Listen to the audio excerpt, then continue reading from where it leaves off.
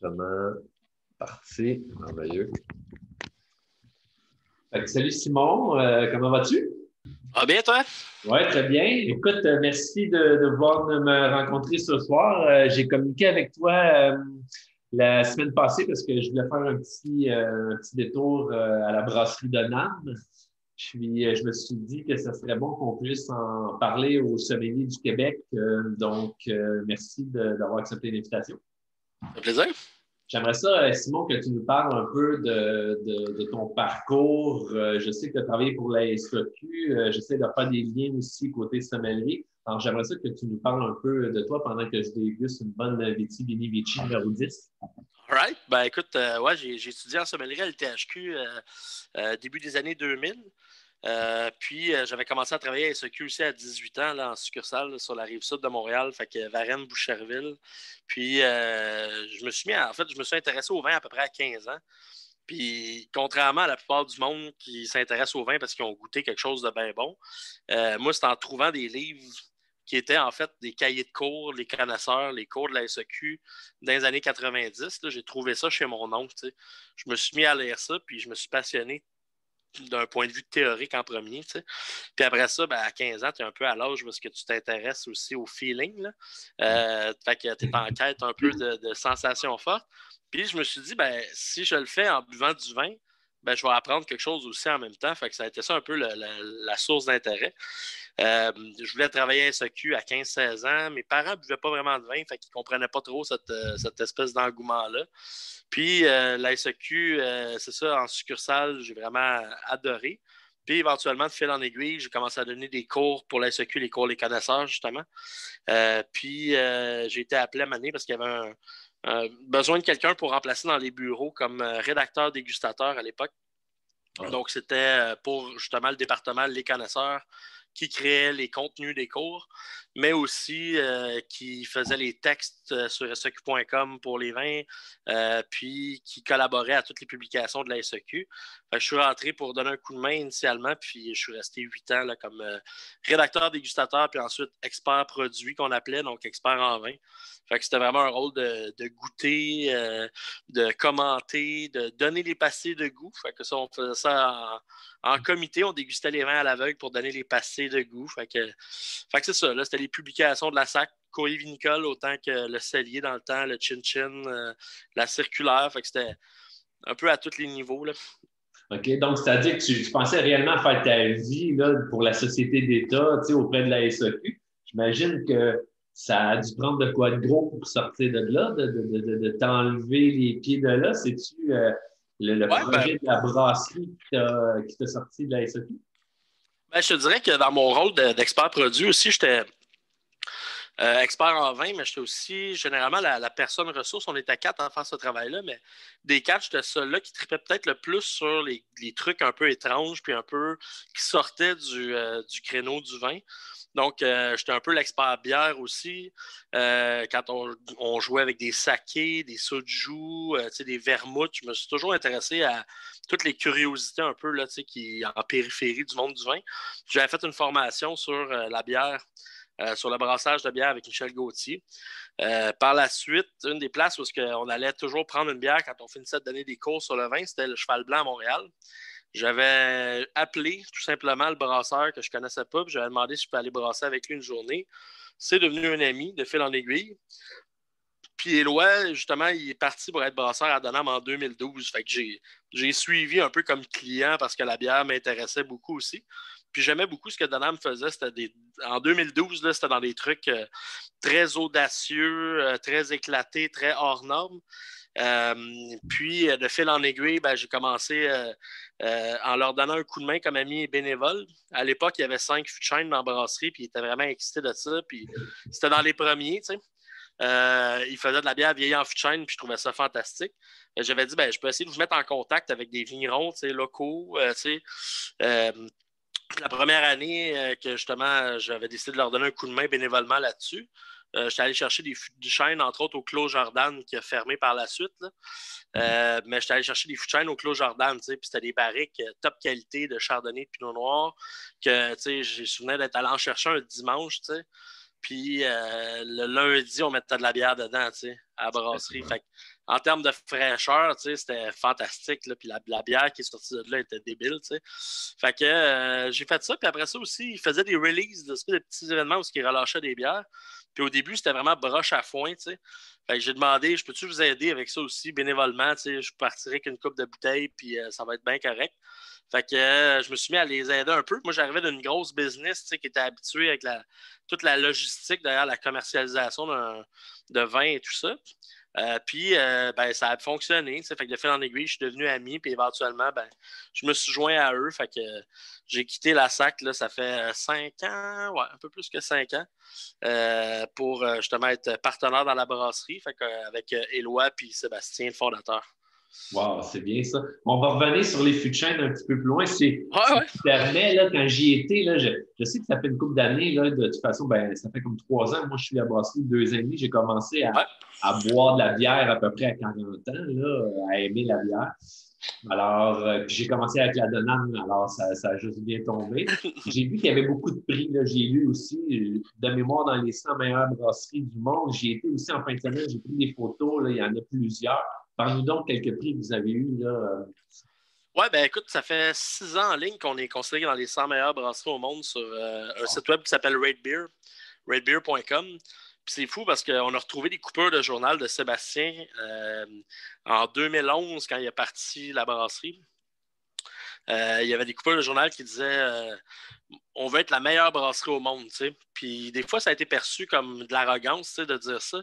Puis dans notre tête, en fait, on espère que chaque brasserie se dit qu'ils veulent être les meilleurs au monde. On espère que tout le monde se lève le matin en disant on veut devenir les meilleurs au monde. C'est pas une question d'arrogance, mais c'est une question genre de motivation puis d'ambition de faire mieux que ce que tu faisais la veille. T'sais. Puis je pense que on a la chance de vivre à 2 heures de char de la brasserie qui est souvent considérée comme la meilleure au monde. Qui est le Farmstead au Vermont. Puis je suis sûr que Sean Hill de cette brasserie-là, il se lève le matin en se disant qu'il veut devenir la meilleure brasserie au monde, même en l'étant. C'est la même affaire dans le vin. Là, les top producteurs, ils cherchent tout le temps des façons de s'améliorer. Fait que c'est plus une philosophie d'essayer de faire mieux constamment. Wow. Fait que c'est un bel hommage, en fait, dans les 100 meilleurs selon Rate Beer. Ceci dit, c'est une des sources de rating parce qu'il y a aussi Beer Advocate. Maintenant, il y a Untappd qui est une application. Fait que si tu regardes sur d'autres sources, des fois, on n'est même pas dans le top 50 des meilleures brasseries au Canada. Rate Beer, c'est un site qui a une vision assez large de la bière, qui regarde pas mal ce qui se fait partout dans le monde, puis qui accorde de l'importance aussi à des choses comme es-tu capable de faire des bières dans des styles variés, en respectant des styles, mais ils vont te donner des points justement sur une dizaine de critères. Fait que la qualité des produits, puis c'est un peu comme TripAdvisor, là, c'est les usagers qui vont reviewer les bières, mais ils vont reviewer l'endroit aussi. Il y a des commentaires minimum là, avec une longueur minimum des commentaires sur la bière, tout ça. Fait que ça demande une certaine rigueur et implication là, de la part de la communauté. Fait que c'est un hommage qu'on prend et qu'on apprécie. Parce que je pense que ça s'obtient via justement le fait qu'on fait beaucoup de styles de bière différents avec une assez grande maîtrise, je pense. Alors qu'il y a beaucoup de brasseries qui sont excellentes, mais qui se spécialisent dans un style ou deux.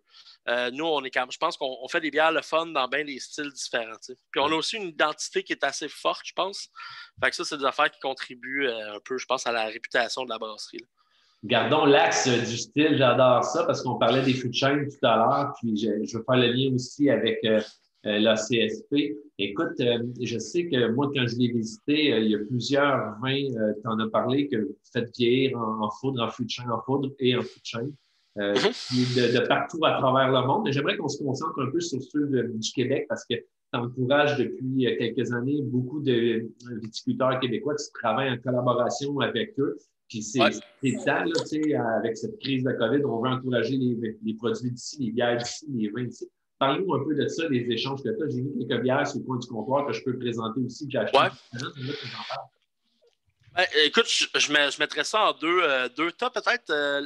L'élevage en fût de chêne, les fûts de chêne, la provenance et tout ça. On n'a pas beaucoup de fûts de chêne du Québec. La raison est assez simple. Il n'y a pas beaucoup de vignerons qui ont des quantité de fûts de chêne importante. Là. Fait que des fois, quand on était capable d'en avoir, c'était un fût, 2 fûts.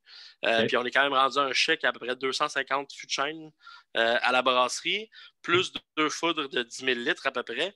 Fait que la plupart des vignerons québécois, quand ils viennent à la brasserie, ils pognent de quoi avec le chai parce qu'il n'y a pas beaucoup de vignerons québécois qui ont autant de fûts que ça. Là, fait en termes de provenance de fûts, ce qu'on essaie de faire le plus possible, c'est d'avoir de la variété en termes des provenances. Il y a beaucoup de brasseries qui vont se concentrer sur des fûts de spiritueux, fait des fûts de bourbon, de whisky, de scotch. On en a un peu, mais c'est peut-être un 10-15% de notre parc de fûts. Nous, c'est vraiment le vin sur lequel on se concentre, puis on essaie d'avoir le plus de cépages différents, le plus d'origines différentes. Fait qu'on a pas mal de fûts de la Toscane, de Brunello puis de Chianti. On a pas mal de fûts de la Rioja, fait que principalement du Tempranillo, puis un peu de Grenache aussi. On a des fûts de la Loire de chez Quentin Bourse, fait que des fûts de Chenin Blanc, de Cap-Franc, qui est un bon ami à nous aussi. On a des fûts de Tokayasu, de Sauternes, de Pinot Noir californien, ontarien, chardonnay ontarien. On a des fûts de chêne de Sauvignon blanc de la Californie. Fait qu'il y a des fûts de chêne de fumée blanc de Château-Saint-Jean, là, qui est à Sonoma. Que, moi, j'aime beaucoup les fumées blancs qu'ils font. Fait qu'on essaie d'avoir le plus de... Puis on en a plein d'autres, là. C'est un échantillon, je te dirais. Mais on essaie justement d'avoir le plus de cépages différents, le plus de provenances différentes pour essayer de jouer avec ça, tu sais. Puis souvent, quand on va brasser une bière, on va l'élever dans différents types de fûts pour avoir le plus d'ingrédients possibles avec lesquels travailler, faire des assemblages en fonction du caractère que ça va impartir à la bière. Fait que ça, c'est vraiment pour l'aspect élevage. Je te dirais qu'on n'a pas beaucoup de fûts québécois. Puis pour l'aspect collaboration avec les vignerons du Québec, là, ce qu'on va chercher, c'est vraiment les peaux de raisin dans le cas des blancs, puis les morts dans le cas des rouges. Fait que c'est justement ce que je suis en train de déguster présentement. Là. Fait que ça, c'est une qu'on vient juste de sortir, ça a été brassé à l'automne 2020. Fait que ça, c'est avec des pots de Gewürztraminer de l'Orpailleur. Donc, tu sais, l'Orpailleur, il y a quand même des vinifera qu'il fait depuis 2 ans. Il fait un Chardot, un Cabernet Franc puis un Gewürz qui sort en mini quantité. Là, puis Charles-Henri, pour moi, c'est un gentleman, un chic type. Quelqu'un que j'aime beaucoup. Je trouve que c'est quelqu'un qui est très collaboratif aussi dans son approche puis qui est très noble aussi dans sa façon de faire rayonner la viticulture québécoise puis d'être team player aussi avec les autres. Fait que la première vitie qu'on a faite il y a 4 ans maintenant, c'est avec du Vidal de chez lui. Puis on avait vraiment aimé le résultat. Fait que là, maintenant, on essaie de jouer avec le plus de cépages possible de plusieurs vignerons qu'on aime et qu'on respecte. Donc, je t'en présente quelques-unes pendant que tu parles là, de ceux qui fait. Je ne sais pas si tu veux peut-être. Ça, c'est une cuvée qu'on a faite avec les Pervenches, avec le Chardonnay, le couchant des Pervenches, donc leur parcelle de vieilles vignes de Chardonnay. On va en refaire une cette année justement avec leur Chardonnay. Cette année, on a travaillé, je pense qu'on en a fait 9 versions en tout. On a travaillé avec le domaine Saint-Jacques, avec son gamay de Yvan, qui est aussi quelqu'un que je trouve éminemment sympathique. On a travaillé avec les Pervenches, encore une fois, Pinot Zweigel, Chardonnay. On a travaillé avec le domaine d'Unival, Mathieu, ça fait plusieurs années aussi, puis on tripe bien gros sur ses vins, puis la personne aussi, là, il est éminemment sympathique aussi, il est humble, ce qu'il fait, c'est vraiment fantastique à mon avis, puis il est quasiment, c'est ça, il est très humble, puis je trouve aussi qu'il y a beaucoup de talent au niveau de l'esthétique des élevages. Il fait des élevages qui sont très maîtrisés, très élégants. T'sais. Je trouve que c'est le genre d'affaire que tu vois souvent chez un vigneron qui a beaucoup d'expérience. Puis lui, rapidement, il a fait des élevages qui, à mon avis, étaient très justes, là, très, très élégants, très nuancés. Là, chose que je respecte beaucoup. Il a appris la viticulture en Suisse aussi. Fait que, on travaille entre autres avec sa petite Arvine et son Gamaret, des cépages suisses qu'on va mettre en macération dans de la bière. Puis on a travaillé avec le Château de Carte cette année. Ça faisait une couple d'années que je l'ai travaillé avec le Marquette. Un hybride qui, à mon avis, est un des plus intéressants au Québec. Donc, un hybride qui est, dans sa parenté, a une forte proportion de pinot noir. Puis je trouve que ça donne souvent des vins assez délicats sur le fruit, assez épicé aussi, poivré. Là. Ça peut faire penser des fois à de la mondeuse de Savoie, des trucs comme ça. Fait que c'est un cépage que j'aime beaucoup, le Marquette. Fait que là, cette année, on a travaillé aussi avec justement Château de Cartes dans notre coin, puis son Marquette. Fait que on essaie justement puis justement le Gewürztraminer de l'Orpailleur. On a fait plusieurs versions dans les dernières années avec le Vidal qui avait été pressé pour faire du vin de glace au marathonnier. Jean Joly qui est un autre chic type, presque gêné des fois, puis qui pour moi fait le plus grand vin de glace québécois sans équivoque, là, un vin de glace magnifique. Là, puis justement, on ramasse les pots de Vidal après la presse, une fois qu'il a fait son vin de glace, puis on met ça en macération. Là, cette année, on l'a fait avec du Geisenheim de chez lui. Fait qu'on essaie de jouer justement avec plusieurs cépages. Puis je trouve que c'est une façon premièrement, de s'ancrer dans un lieu. T'sais. On a la chance d'être dans les cantons de l'Est. On travaille beaucoup avec des ingrédients locaux. Puis quoi de mieux que de travailler avec les raisins du coin? T'sais. Le Donham, c'est pas mal le berceau de la viticulture au Québec là, au début des années 80. Puis on a une vingtaine de vignobles juste dans le village. T'sais. Il y a une brasserie, mais il y a une vingtaine de vignobles.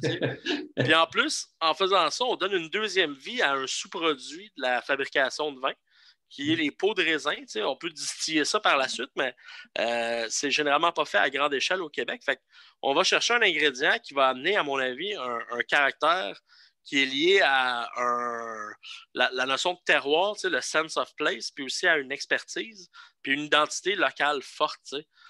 En plus d'être tous des passionnés de vin à la brasserie. Là, fait que disons que c'était pas trop dur de faire le saut vers ça, mais ça permet de faire des bières justement qui sont uniques, puis ce caractère-là, il vient vraiment d'ingrédients locaux là, qu'on aime. Là, c'est parfait. Là, cette unicité-là de vos bières, pour parler un peu sommelier aussi, elle est disponible dans les restaurants. Là. Je vais parler un peu de l'expérience du coureur que j'ai eu avec les plaisirs, évidemment, de votre brasserie, mais on avait créé à l'époque un menu dégustation au coureur. Je ne sais pas si c'est toujours comme ça, mais je vais parler de ce qu'on avait vécu. C'est qu'à l'époque, on avait un pairing avec les bières de NAM, une association mairie en français, sur le menu dégustation en restaurant.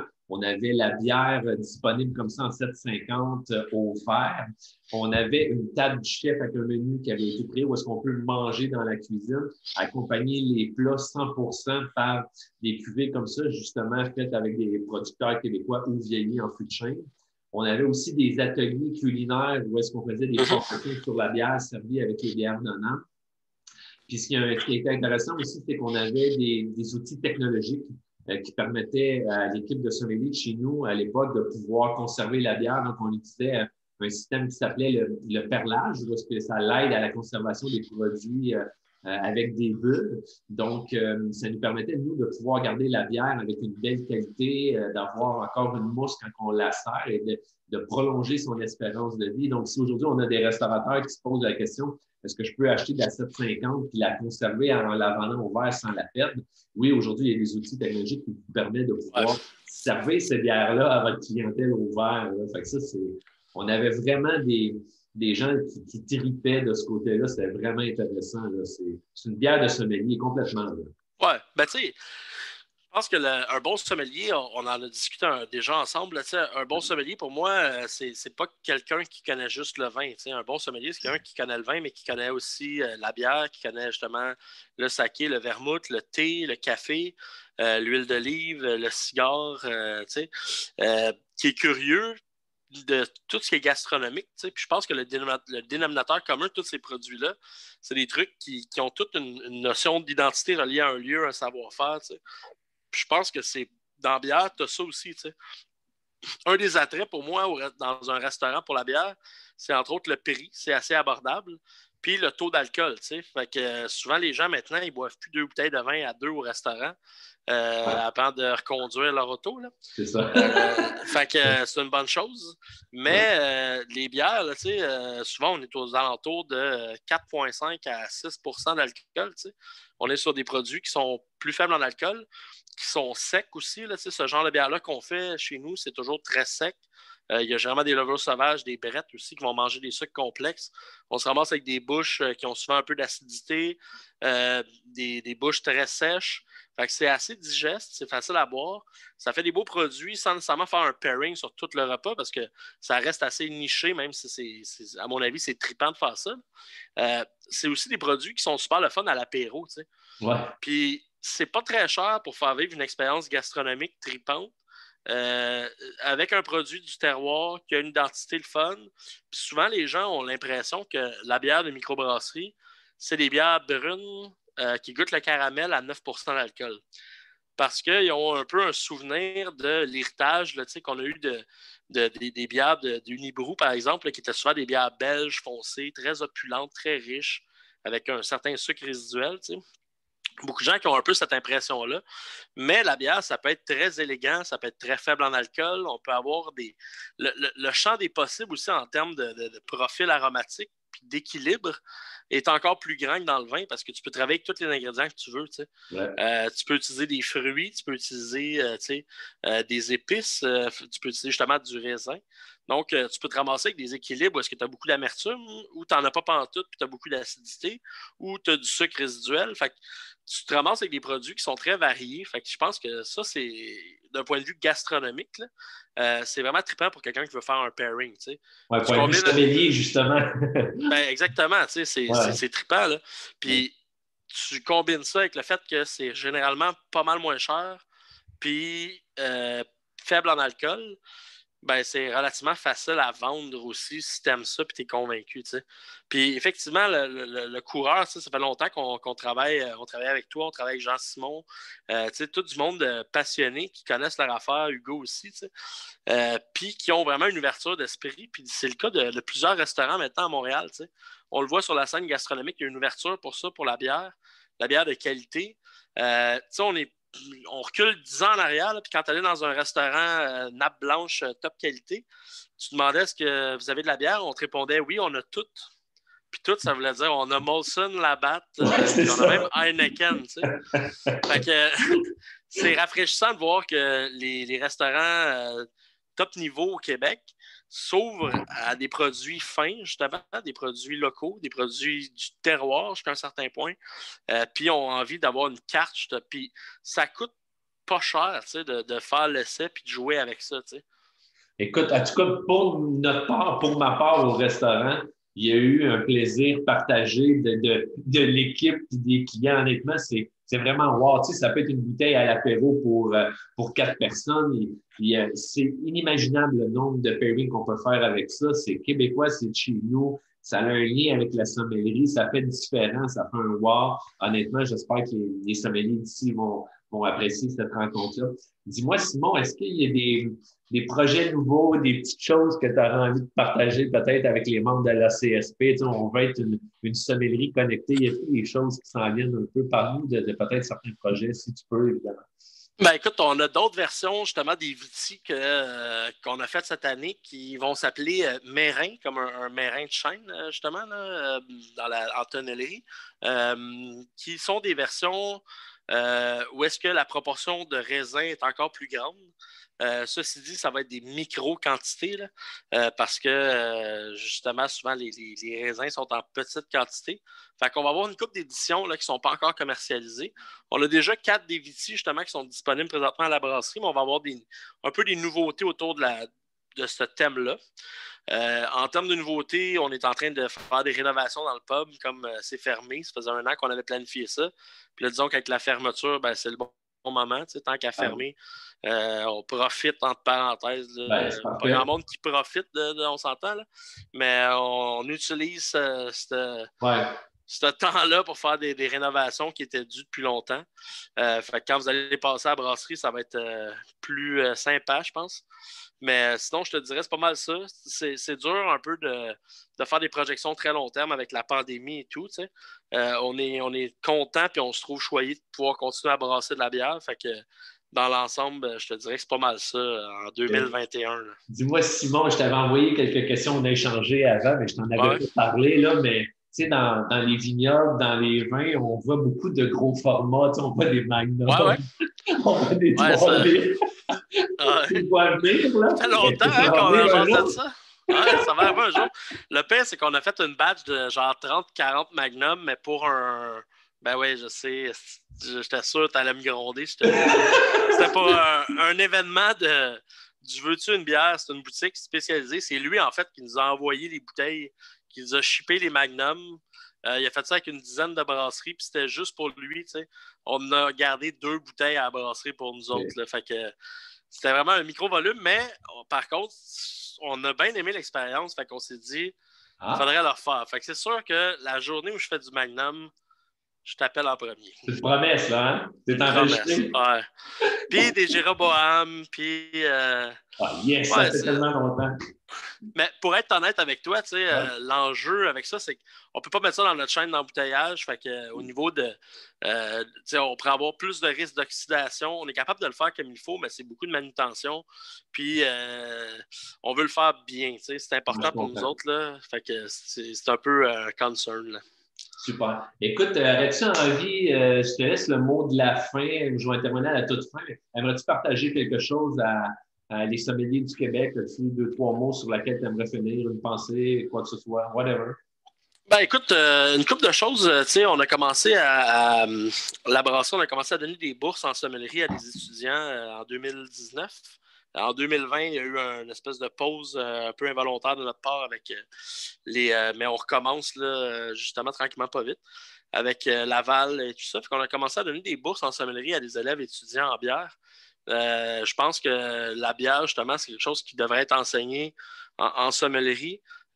S'y intéresser davantage, ça fait partie du monde de la sommellerie. Pour moi, un bon sommelier, c'est quelqu'un qui connaît la bière. Tu sais. Des fois, on entend parler les gens me présentent comme sommelier en bière. Tu sais. Mais je suis sommelier.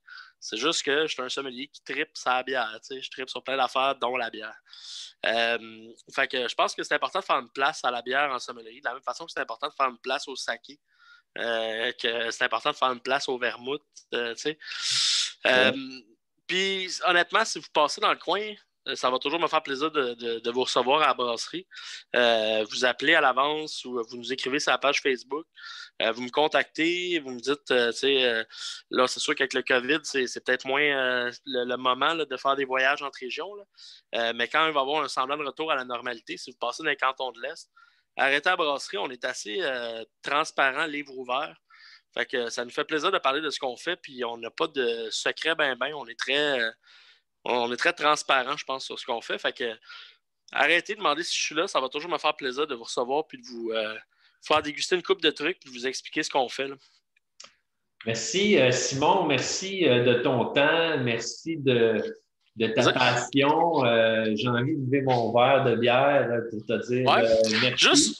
Juste un clin d'œil au fait que, tu sais, on s'est dit, hey, on prend-tu une bière en même temps, puis on ne s'est pas consulté, mais les deux, instinctivement, hein, c'est le verre de vin. Le verre de vin, tu as raison. Puis, tu vois, juste ça, c'est un bon indice du fait que la bière, on peut la sentir aussi. Ça a un beau nez, tu sais. Des bières artisanales bien faites. Là. C'est pas obligé d'être servi dans une pinte droite. Là. Juste ça, pour moi, c'est très symptomatique du fait que la bière, ça peut être un produit noble et fin puis qu'on peut avoir du fun. Là. Je n'ai pas parlé tantôt, mais je vais faire un retour dessus vite fait parce que tu viens de m'ouvrir la porte. Puis je pense que il faudrait que j'en jase. Tantôt, quand on parlait du coureur et tout ça, tu sais, à l'époque, on avait un programme en vin au Coureur des Bois. Puis avec l'équipe, là-bas, Hugo, Jean-Simon, tout le monde, on a décidé de faire un changement à notre approche puis de faire un programme en liquide. C'est-à-dire de mettre à niveau tous les liquides à la hauteur de la cave qu'on détenait. Donc, les cafés, les thés, les eaux, les alcools, les digestifs, l'embauche d'une mixologue et la bière, les servir dans les verres dans lesquels il y a le bon cépage, dans les bons verres utilisés à la table.